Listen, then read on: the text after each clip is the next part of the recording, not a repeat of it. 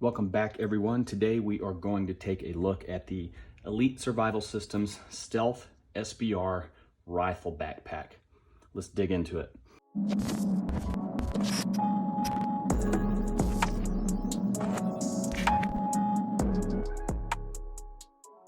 Okay, so let's jump right into this bag. This thing is designed in particular for carrying SBRs, short barrel rifles.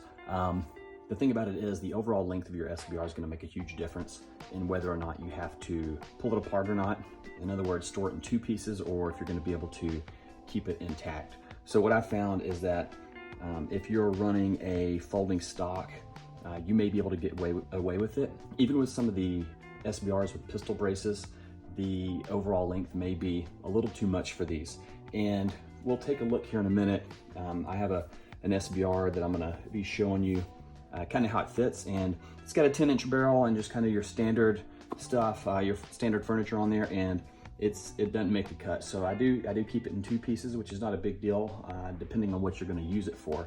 However, if you do need quicker access and need everything to be assembled, that's going to be an issue for some folks. So that is something to keep in mind. The specs. So this thing is 20 inches long, and that's kind of what you're going to be looking at in terms of your internal dimensions in regards to your overall rifle length. So 20 inches long, it's about 12 inches wide and about 7.5 inches deep whenever it's fully expanded. So that's the dimensions you're going to be working with, okay? Again, a folding stock's going to be your best bet, but measure, see what you have. If you want to keep it intact, that's going to be a deciding factor. Let's take a look at some of the exterior components real quick before we get inside. You know, this thing is actually built out of pretty heavy duty material, and what I like about it in general is that it has a very subdued look, okay? There's no Pals webbing on it, there's no Velcro, there are no features that really scream tactical or, hey, I'm carrying a gun, etc. It blends in pretty well. The heather gray has a nice look to it. It kind of has these two panels of black that are covered in this rubberized coating. The bottom is also covered in that, which adds a little bit of durability, in my opinion. What I like is it does use good zippers, you know, number 10 YKK zippers. I like that all of the zipper pulls are paracord or some type of cordage here with shrink wrap on those, and you can see here, I'm a big fan of that, and I do it to a lot of my packs if they do not come this way. It just gives you a good area to grab onto, makes things really accessible. So I do like how those are oriented. When you're looking at this from the exterior, it has this one main pocket on the front outside with two double zips here. And when you open it up, first thing you're gonna notice is, or at least my eyes are drawn to kind of this shiny, rubberized, it almost looks like it's waterproof, and I'm not gonna go that far, but it would offer some sort of water resistance in combination of this exterior rubberized coating here. But there is this mesh panel that kind of has this rubberized exterior that allows you a little bit of a viewing area inside. So whatever you're sticking in there is going to have some sort of transparency or visibility, making it nice if you need to ID something quick and fast, and you're also wanting to add a little bit of extra protection in there. Now, as you move on in, there's a little bit of room in here. I would say if it's expanded, you got a couple of inches of depth to stack it full of whatever you need. It does have a divided, I guess, pocket system here. There's 3 pockets on each side that vary in depths by just a little bit. The 2 external being mesh with elastic on the top, and they do expand out so you can stick, you know, whatever type of items that you needed to in there that may be a little bit bigger. I've got this little pouch here made by Yellow Birch Outfitters, and it's kind of a good example of something that adds a little bit of bulk, but it's still able to fit in there no problem. This is a little fire kit that I've put together and use. Anyway, so that's kind of what you're looking at in this one. You can use it kind of as an admin pouch. There's a decent amount of organization. There's plenty of room to kind of stick whatever you need in there. First aid, notebooks, pens, flashlights, all that kinds of good stuff. So not too bad. As you move on up the bag, you're gonna notice this pocket right here. And to be honest with you, this thing's really small. I'm not sure what you're going to store in there. It's too small really for a, like even a cell phone or anything like that. I don't even know if a wallet would fit in there that well. I've never really used it for that much. You could stick keys and things of that nature in there, but I don't find that much utility out of it just due to the size. However, if you have something that's gonna fit in there, and we're talking roughly 3 inches by 5 inches with an even smaller opening there, you may find some use for it. I just haven't used it that much yet. Another pocket that is on the front that is not as obvious is right here on the top. If you look, there are 2 buckles on either side that release, and it unrolls this almost like a dunk pouch.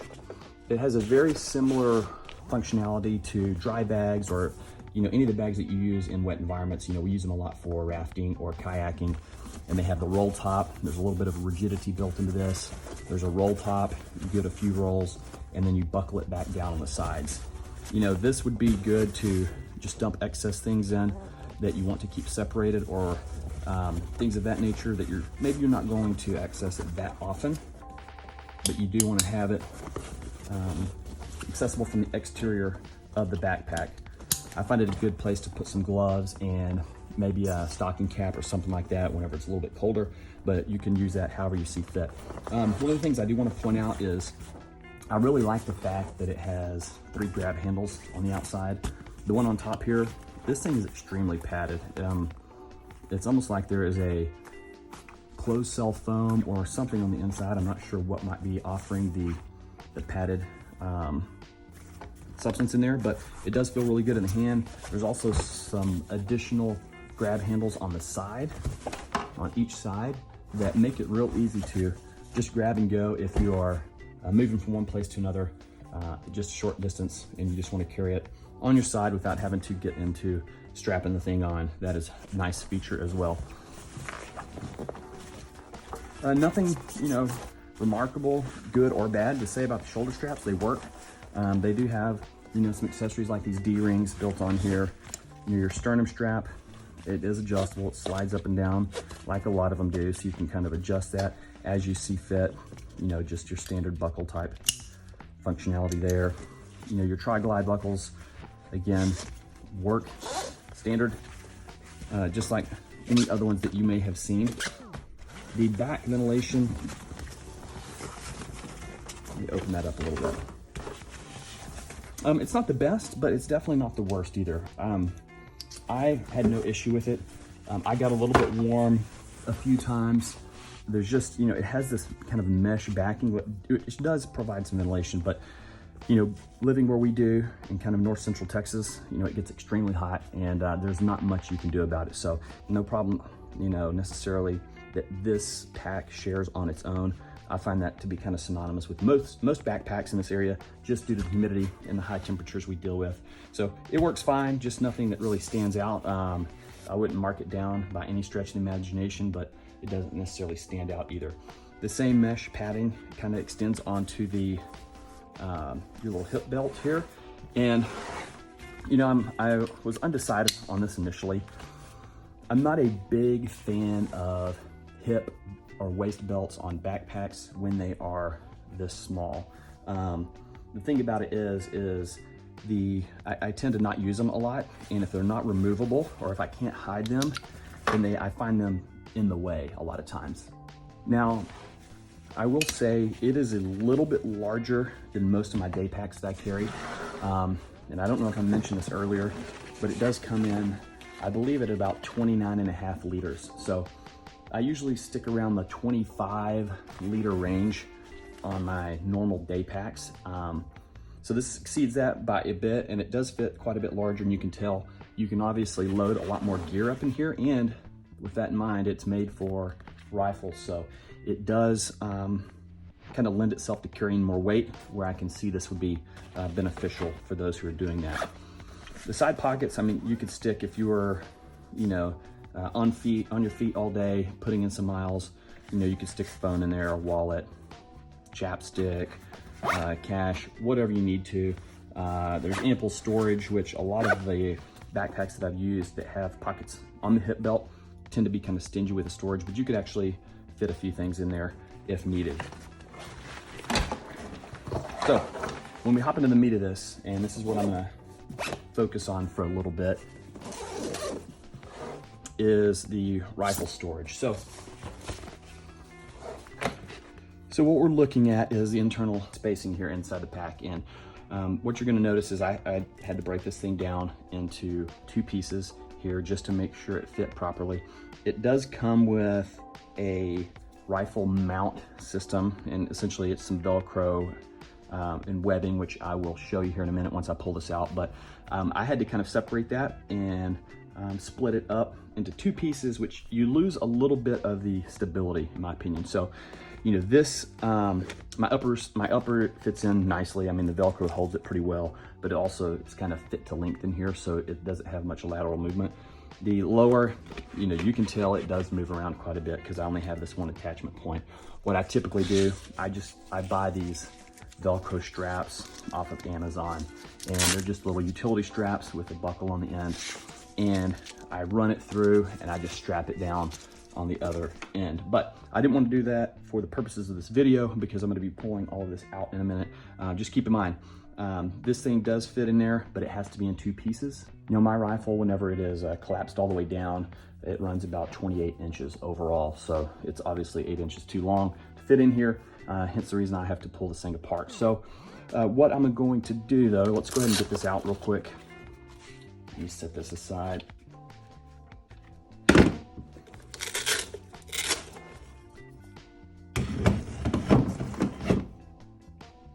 There we go. So basically you have this 2-piece system here, and it's kind of a system that works together. So what I find is that this piece here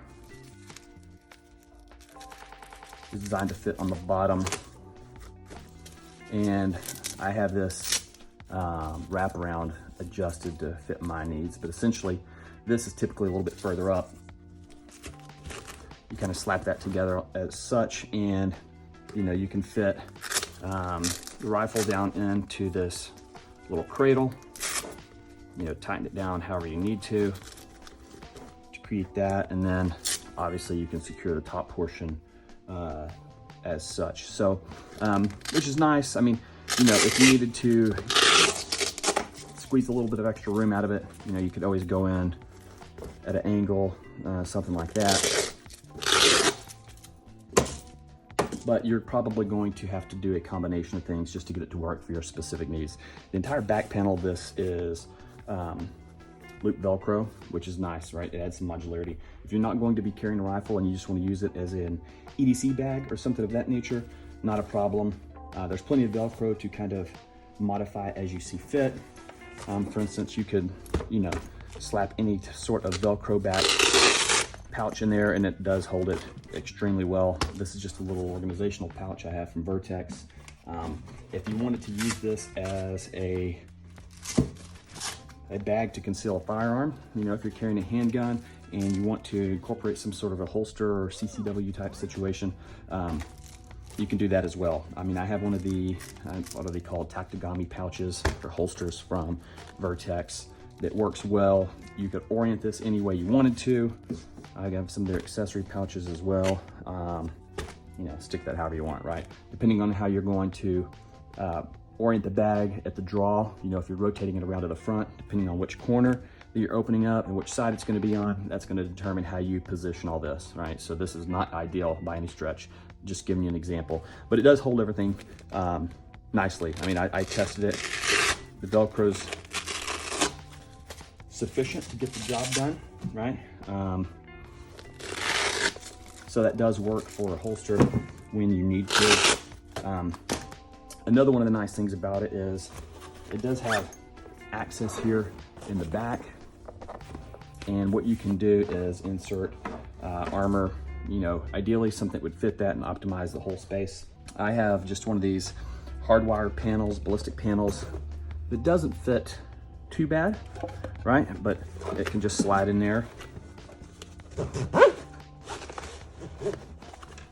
as such, and you zip it up and forget about it. It already has a little bit of rigidity in the back, and I think there's an aluminum stay in there that helps offer a bit of that. I don't know if it is accessible. Oh, and I forgot to mention, there is a small utility pouch on the back of this thing as well. And maybe that provides us access to it, I'm not sure. Again, it's kind of hard to get into, but it's kind of a soft fabric that lines the interior of this. And it's kind of deep. You know, it goes in to the top of my hand, so we're talking 4 or 5 inches deep. You could dump keys, cell phone, all that kind of stuff in there, whatever you see fit. The front panel of this, once you kind of open it up in the clamshell configuration, you have a lot of rows of PALS webbing. So depending on what you want to do, any of your MOLLE compatible pouches, any of that stuff, you could situate it however you see fit. The backs of all of these rows are lined in loop Velcro. So again, you could modify things that way as well. You know, even things like the Filster flat pack, if you want to kind of make this a medical arrangement, first aid arrangement, you can mount some pouches on there for your first aid gear. You could, you know, obviously the way these work, you could disassemble this, mount it on one of these rows to have quick access to your tourniquet if you needed to. That's one option. I mean, really the options are kind of unlimited based on kind of the modularity they've built into this. So depending on what you want to do, you could probably figure out a solution for it. Again, I think it's a well-built pack. It seems pretty robust. I mean, there's no issues. I haven't put years of use into it, and I haven't carried a rifle that much, mainly just trying it out, going back and forth to the range, things like that. But it works fine, right? I haven't deployed it in any sort of operational situation, and that's not my intent with this thing, so I can't answer to that, but it does get the job done. I think it has a very low-key gray man profile, if that's what you're looking for. The materials and the components seem to be built nicely at the price point. This thing retails right at 200 bucks if you go to manufacturer's website. However, I bought this on Amazon for like $160, and I think it's well worth that price based on what you get. So yeah, yep. I would say if you want a gray man pack that has a lot of modularity and the opportunity to carry a rifle, even though it is broken down, this would be a good solution for you, especially if you're wanting to carry some more weight. The hip belt and support that provides really gets you going in the right direction. Otherwise, you know, the modularity inside can lend itself to a lot of other uses depending on what you want, especially if you are on the, you know, the larger end of the spectrum when it comes to the EDC packs, you know, around that 30-liter mark, which this comes in just under that. I would say this is an awesome solution and you should give it a try. But that's all I've got. If you guys end up picking one up, let me know how it works out for you. If you figure out any tricks or hacks that you may want to share, feel free to do that as well. We'll catch you next time.